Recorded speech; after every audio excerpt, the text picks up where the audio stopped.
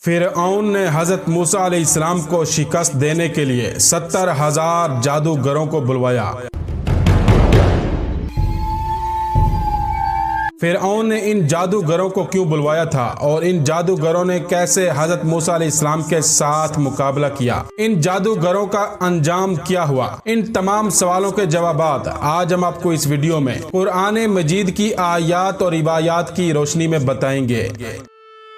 حضرت موسیٰ علیہ السلام جب ایک درخت کے پاس گئے جس سے آگ نکل رہی تھی، اس درخت سے خدا نے حضرت موسیٰ علیہ السلام سے کلام کیا۔ قرآن مجید کی سورہ قصص اور سورہ طٰ میں ارشاد ہوتا ہے، اے موسیٰ، میں اللہ رب العالمین ہوں، میں تیرا پروردگار ہوں، اپنے جوتے اتار دے کیونکہ تو مقدس سرزمین طوا میں ہے۔ خدا نے حضرت موسیٰ علیہ السلام سے سوال کیا، اے موسیٰ، یہ تیرے دائیں ہاتھ میں کیا ہے؟ حضرت موسیٰ علیہ السلام نے جواب میں کہا، یہ لکڑی میرا عصا ہے، میں اس پر ٹیک لگاتا ہوں اور اس سے اپنی بھیڑوں کے لیے درختوں سے پتے جھاڑتا ہوں، اس کے علاوہ اس سے دوسرے کام لیتا ہوں۔ حضرت موسیٰ علیہ السلام سے کہا گیا کہ اپنے عصا کو زمین پر ڈال دو، چنانچہ حضرت موسیٰ علیہ السلام نے عصا کو پھینک دیا۔ اب کیا دیکھتے ہیں کہ وہ عصا سانپ کی طرح تیزی سے حرکت کر رہا ہے۔ یہ دیکھ کر حضرت موسیٰ علیہ السلام ڈرے اور پیچھے ہٹ گئے، یہاں تک کہ مڑ کے بھی نہ دیکھا۔ آواز قدرت آئی، واپس آؤ اور نہ ڈرو، تو امان میں ہے، اپنا ہاتھ اپنے گریبان میں ڈالو اور باہر نکالو۔ حضرت موسیٰ علیہ السلام نے جب گریبان میں سے ہاتھ باہر نکالا تو وہ سفید تھا اور چمک رہا تھا اور اس میں کوئی عیب اور نقص نہ تھا۔ اس کے بعد حضرت موسیٰ علیہ السلام نے پھر آواز سنی جو کہہ رہی تھی کہ خدا کی طرف سے تجھے یہ 2 دلیلیں فرعون اور اس کے ساتھیوں کے مقابلے کے لیے دی جا رہی ہیں، کیونکہ وہ سب لوگ فاسق تھے اور ہیں۔ تمہارا فرض ہے کہ انہیں جا کر نصیحت کرو اور راہ راست کی تبلیغ کرو، اور اگر وہ تمہاری بات نہ مانے تو ان سے جنگ کرو۔ حضرت موسیٰ علیہ السلام نے فرمایا، خدا بندہ، میرے لیے میرے خاندان میں سے میرے بھائی ہارون کو میرا وزیر اور مددگار قرار دے۔ خدا نے حضرت ہارون علیہ السلام کو بھی نبوت پر فائز کر دیا، اور یوں 3 دن کے بعد حضرت موسیٰ علیہ السلام ہدایت فرعون کے لیے حضرت ہارون علیہ السلام سمیت نکل پڑے۔ فرعون کے قصر تک پہنچنا بھی ایک مشکل کام تھا، کیونکہ اس کے گرد بے شمار رکاوٹیں تھیں، درندے اور اشجار وغیرہ۔ حضرت موسیٰ علیہ السلام اپنا عصا مارتے گئے، دروازے کھلتے گئے اور آپ داخل ہوتے گئے۔ نہ دربانوں کی ہمت پڑی کہ حضرت موسیٰ علیہ السلام کو روکیں، اور نہ شیروں اور دیگر درندوں سے ہو سکا کہ درمیان میں حائل ہوں۔ آخر الامر آپ فرعون کے قصر تک پہنچ گئے۔ جب آپ فرعون کے قصر کے دروازے تک پہنچے تو آپ نے ایک شخص کے ذریعے سے اندرون خانہ فرعون کو پیغام بھجوایا کہ میں دروازے پر آیا ہوا ہوں اور تیری ہدایت کے لیے آیا ہوں۔ ایک روایت میں ہے کہ یہ اطلاع ایک منہ چڑھے مسخرے نے اندر پہنچائی تھی، کیونکہ روب فرعون کی وجہ سے کسی درباری کو یہ ہمت نہ تھی کہ فرعون کی خدائی کے خلاف کسی کا پیغام اس تک پہنچائے۔ مسخرے نے اندر جا کر کہا کہ آج میں نے عجیب و غریب بات دیکھی ہے۔ فرعون نے پوچھا کہ تم نے کیا دیکھا ہے؟ مسخرے نے کہا کہ میں نے تیرے قصر کے دروازے پر 2 ایسے شخصوں کو دیکھا ہے جنہیں تیرے قصر تک پہنچنے میں نہ شیر درندے حائل ہو سکے اور نہ تیرے مضبوط دروازے حائل ہو سکے، اور وہ عجیب بات کہتا ہے۔ فرعون نے پوچھا وہ کیا کہتا ہے؟ مسخرے نے کہا کہ حضور، وہ آپ کو اللہ کہنے کی بجائے کسی دوسرے اللہ کا ذکر کرتا ہے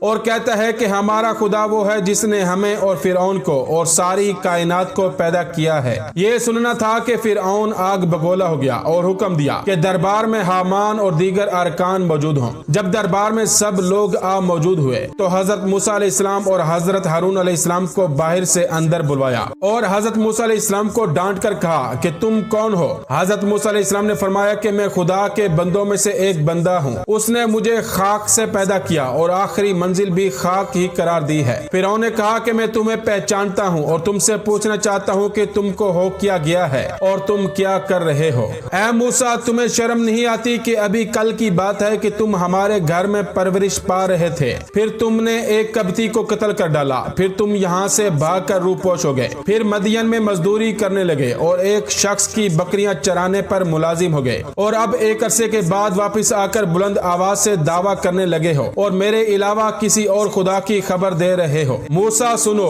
خیر اسی میں ہے کہ تم میری خدائی کو مان لو اور بہکی باتیں نہ کرو۔ حضرت موسیٰ علیہ السلام نے فرمایا کہ اے فرعون، ہوش کے ناخن لے، خدائی صرف خدا کے لیے زیبا ہے، اس کے علاوہ جو دعوی خدائی کرتا ہے وہ سخت غلطی پر ہے۔ اور اس کا انجام اچھا نہیں ہوگا اور وہ آخر الامر برباد ہو کر رہے گا۔ اور اے فرعون یہ بھی سن لے کہ میں نے پہلے ترک مصر تیرے ظلم کی وجہ سے کیا تھا، کیوں کر تو نے قبطی کی موت کی وجہ سے مجھے موت کے گھاٹ اتارنے کا فیصلہ کیا تھا، حالانکہ تیرا یہ فیصلہ بالکل غلط تھا، کیونکہ میں نے اس قبطی کو با ارادہ قتل نہیں کیا تھا بلکہ با ارادہ فتنے کو دور کرنے کے لیے مارا تھا، مگر وہ اتفاقاً مر گیا، لیکن تو نے اس کے عوض مجھے قتل کرنے کا فیصلہ کر دیا تھا۔ بہرحال میرے کہنے کا مطلب یہ ہے کہ میں یہاں سے روانہ ہو کر امان خدا میں چلا گیا اور مدین میں دن گزارتا رہا، یہاں تک کہ خداوند عالم نے مجھے درجہ نبوت پر فائز فرما کر مجھے حکم دیا کہ میں تیری ہدایت کروں، اور اے فرعون اسی مقصد کے لیے تیرے پاس آیا ہوں اور تجھ سے کہتا ہوں کہ وحدانیت کا اقرار کر، میری نبوت کو مان، بنی اسرائیل کو قید سے رہا کر دے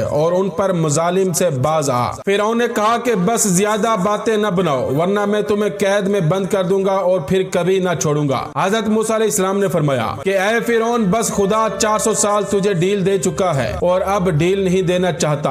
یہ کہہ کر آپ نے اپنی نبوت کے ثبوت میں اپنے عصا کو زمین پر ڈال دیا۔ عصائے موسیٰ کا زمین پر پہنچنا تھا کہ وہ ایک عظیم اژدہا بن گیا، اس کے منہ سے آگ کے شعلے نکلنے لگے، اس کی آنکھیں انگارے کی طرح چمکنے لگی، اس کی ناک سے دھواں نکلنے لگا، منہ سے مہیب آواز نکلنے لگی۔ غرض یہ کہ ایسی صورت پیدا ہو گئی کہ سارے دربار میں ہلچل مچ گئی۔ اژدہا جس طرف رخ کرتا تھا ہر چیز جل کر خاکستر ہو جاتی تھی۔ بالآخر اس نے فرعون کی طرف رخ کیا۔ فرعون نے جو ہی اس کا رخ اپنی طرف دیکھا منہ کے بل گر پڑا اور فریاد کرنے لگا کہ موسیٰ بچاؤ، موسیٰ بچاؤ۔ حضرت موسیٰ علیہ السلام نے با اشارے خداوندی عصا کو ہاتھ میں اٹھا لیا اور وہ پھر ڈنڈا بن گیا۔ بے روایت روزۃ الصفا اس ہیبت سے فرعون کو ایک دن و رات میں 40 دست آئے۔ پھر حضرت موسیٰ علیہ السلام نے اپنی نبوت کے ثبوت میں ید بیضا دکھایا اور کہا کہ اے فرعون اگر تو میری ایک بات مان لے تو میں تیری زندگی کے لیے خدا سے 4 باتیں منوا لوں گا۔ اس نے پوچھا کہ تمہاری باتیں کیا ہیں؟ حضرت موسیٰ علیہ السلام نے فرمایا کہ ہماری بات تو یہ ہے کہ خدا کی وحدانیت کا اقرار کر اور اس کی عبادت کے لیے سر جھکا، اور 4 باتیں جو تیرے لیے ذکر کر رہا ہوں یہ ہیں: نمبر 1 تجھے ہمیشہ کے لیے جوانی مل جائے گی۔ نمبر 2 تجھے ایسی بادشاہی مل جائے گی جسے کوئی چھین نہ سکے گا۔ نمبر 3 تجھے ایسی تندرستی دے دی جائے گی جس کے قریب بیماری پھٹک نہ سکے گی۔ نمبر 4 تجھے جنت نصیب ہو جائے گی۔ فرعون نے حضرت موسیٰ علیہ السلام کے جواب میں کہا کہ میں تمہاری ان باتوں پر اہل رائے سے مشورہ کروں گا۔ چنانچہ اس نے اپنی بیوی آسیہ سے سب سے پہلے مشورہ کیا۔ انہوں نے کہا کہ کون عاقل ایسا ہوگا جو موسیٰ کی بتائی ہوئی نعمتوں سے روح گردانی کرے گا۔ اس کے بعد دیگر سرکاری عہدے داروں سے مشورہ کیا۔ انہوں نے کہا کہ اب کسی کے سامنے سر جھکانے کا کوئی مطلب نہیں، عرصہ دراز سے لوگ تیرے سامنے سر جھکاتے رہے ہیں، اب اگر تو نے کسی کے سامنے سر جھکا دیا تو یہ بہت بری بات ہوگی۔ اب رہ گیا حضرت موسیٰ علیہ السلام کا مذکورہ چیزوں کے متعلق وعدہ،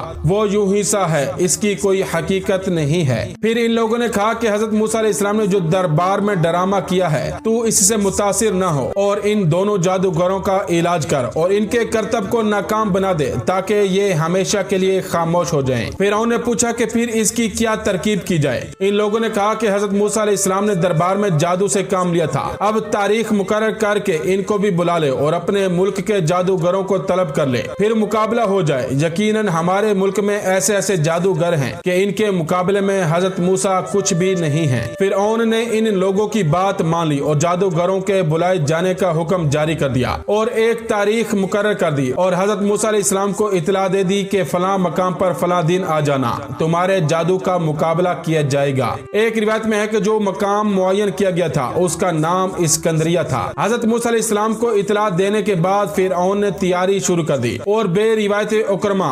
70,000 جادوگر سارے ملک سے طلب کیے، پھر ان میں سے 1,000 منتخب کیے، پھر ان میں سے 80 کو منتخب کیا۔ ان جادوگروں نے کہا کہ ہم اس مہم میں موسیٰ پر یقیناً غالب آئیں گے۔ اے فرعون یہ بتا کہ اگر ہم غالب آ گئے تو ہمیں تیری طرف سے کیا ملے گا؟ فرعون نے کہا کہ ہم تم لوگوں کو سلطنت میں بڑے بڑے عہدوں پر فائز کریں گے۔ ایک روایت میں ہے کہ فرعون سے یہ باتیں ان 4 بڑے جادوگروں نے کی تھی جن کے نام یہ ہیں: سابور، آرور، حتوت، مصفا۔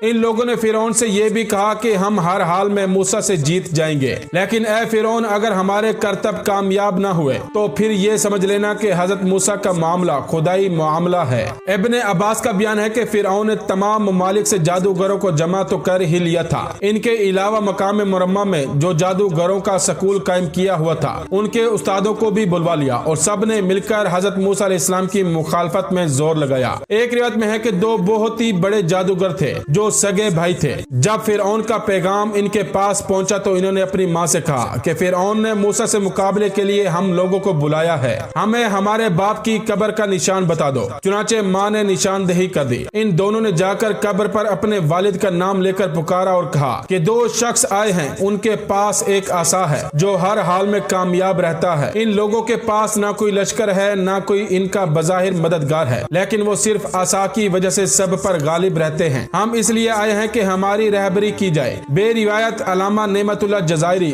कब्र से आवाज आई कि तुम उसके आसा को चराने की कोशिश करो और देख लो उस पर तुम्हारा कब्जा हो जाता है या नहीं, जबकि वो सोता है। अगर तुम वहाँ पहुंचकर कामयाब हो गए तो फिर मामला ठीक है, लेकिन अगर उसके सोने में वो आसा तुम्हारे काबू में ना आए तो समझ लेना कि ये खुदाई बात है और तुम लोग उसे मगलूब न कर सकोगे। ये मैंने इसलिए कहा कि जादूगर का जादू सोने की हालत में काम नहीं करता। वो कब्रिस्तान से वापस आकर वहाँ पहुंचे जहाँ हजरत मूसा अलैहिस्सलाम सो रहे थे। जब ये आसा के करीब पहुंचे तो आसा ने इन लोगों पर हमला कर दिया। वो दोनों मायूस होकर चले गए। अल-गर्ज जो मकाम फिरौन ने मुकर्रर किया था उस जगह तमाम जादूगर जमा होकर हजरत मूसा अलैहिस्सलाम का इंतजार करने लगे। एक रिवायत में है कि फिरौन के जादूगर 60 ऊंटों पर रस्सियां लाद कर लाए थे। एक रिवायत में है कि फिरौन ने 1 महीना तैयारी करके हजरत मूसा अलैहिस्सलाम का मुकाबला कराया था। वो इंतजार ही कर रहे थे कि हजरत मूसा अलैहिस्सलाम अपने भाई हजरत हारून अलैहिस्सलाम को लिए हुए मुअय्यन करदा मकाम पर पहुंच गए। वहां पहुंचकर आप अपने असाब पर तकिया करके खड़े हो गए और इनसे कहा कि अब तुम अपने करतब दिखाओ। किताब अल याकूबी में है कि हजरत मूसा अलैहिस्सलाम ने फिरौन की तरफ जाने से पहले अपनी बीवी को हजरत शुएब अलैहिस्सलाम के पास पहुंचा दिया था। इन लोगों ने सारी रस्सियां जो हमरा लाए थे मैदान में छोड़ दी। वो सारी रस्सियां सांप बनकर दौड़ने लगी और लाखों की तादाद में एक दूसरे पर हमला करने लगी। ये देखकर हजरत मूसा अलैहिस्सलाम जरा झिझके। फौरन खिताब हुआ, ऐ मूसा घबराओ नहीं और अपने असा को जमीन पर डाल दो।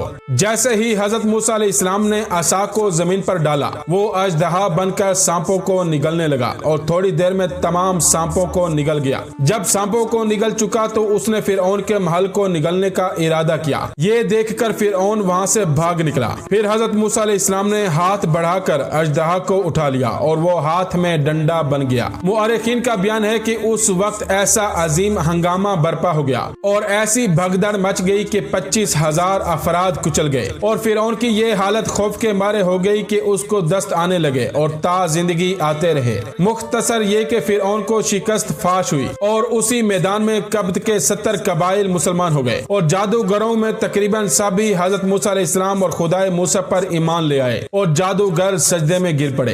ये देखकर फिरौन ने जादूगरों और नुमाया फर्दों से कहा कि तुम लोग मुझसे इजाजत लिए बगैर मुसलमान हो गए। अब तुम्हारी सजा यह है कि तुमको फांसी दी जाए और तुम्हारे हाथ पांव काट दिए जाएं। चुनाचे उसने हुक्म दिया कि इन लोगों को जमा करके जो मूसा पर ईमान लाए हैं फांसी दे दी जाए और इनके हाथ पांव काट दिए जाएं। चुनाचे इन लोगों को बुलाकर तंबीह की। इन लोगों ने कहा कि चश्मदीद दलाइल से हजरत मूसा अलैहिस्सलाम की नबुवत और उनके खुदा की खुदाई साबित हो गई है, लिहाजा हम ईमान ले आए हैं। तू जो करना चाहता है कर, हम ईमान के लिए हर शिद्दत और तकलीफ को बर्दाश्त करने को तैयार हैं। फिरऔन ने जब इनके अज़्म और इस्तिक़लाल को देखा और अच्छी तरह समझ गया कि ये बात न मानेंगे तो इनके हाथ पांव कटवा दिए और इन्हें दार पर खिंचवा दिया। अल्लामा जज़ायरी लिखते हैं कि फिरऔन वो पहला शख्स है जिसने ईमानदारों के हाथ कटवाए और उन्हें सूली पर चढ़ाया।